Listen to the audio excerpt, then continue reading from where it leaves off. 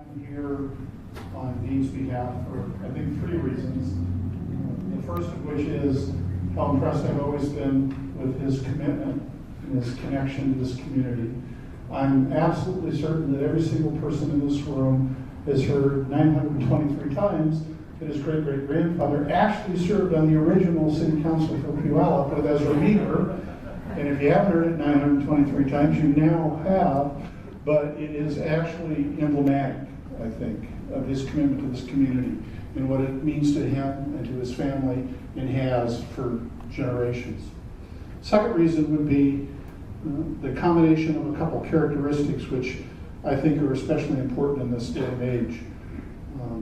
And I guess the way that I would characterize those is a willingness to compromise and a commitment to civility. So I, as Giovanni kind of indicated, have the honor to represent all of you in Washington, D.C., where sometimes it's pretty hard to find civility. Okay, maybe not just sometimes, but it's often hard to find civility. I've never had an interaction with Dean, never observed an interaction between Dean and somebody else that wasn't civil. And that is a quality that we all ought to value a lot more than we do in today's day and age. And a willingness to compromise.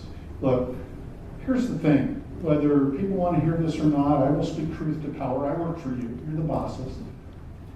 We live in a pluralistic society. And the truth of the matter is, we don't always, within ourselves, as a community or as a family writ large, agree on everything. In fact, the truth is, if you took a random slice of people from the community and put them in a room, you'd find out how quickly it is that we don't all see the world the same way. And one of the most important jobs, which I've always believed a legislator, whether at the city, the state, or the federal level, ought to possess, is a willingness to compromise, to mediate the differences in a day and an age when, frankly, we manifest those differences in uncivil ways altogether too often.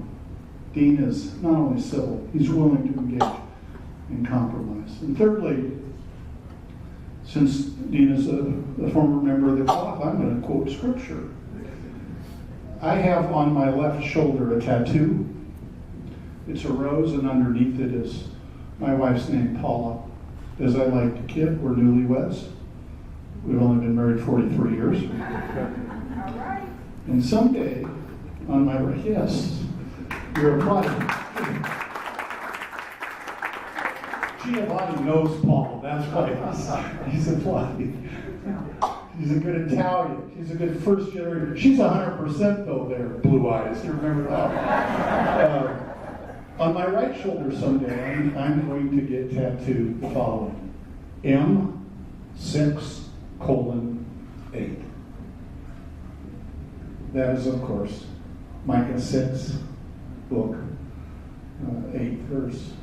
I think some of the most beautiful words ever spoken, ever written, and some of the most enduring wisdom ever offered up to humanity.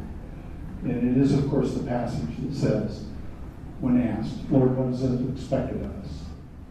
That you love mercy, that you do justice, and you love humbly with God.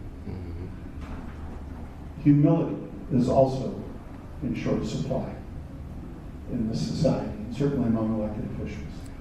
And what I have observed about Dean over the several years that we've had such a good working relationship is that he does walk humbly. And the importance of that is that it is his frame of reference which reminds him who it is he works for. He's a servant leader. He works for us. He works for you. He, like me, looks at your faces and sees the bosses. That doesn't mean we always agree, but we know who's in charge. We know who we are here on behalf of, because he retains a sense of humility and perspective as he has been given this awesome responsibility by the people of this community. That's yet another reason why I am glad to be here tonight on Dean's behalf. And frankly, why I'm so very glad you're here tonight on his behalf. Thanks for allowing me to be here.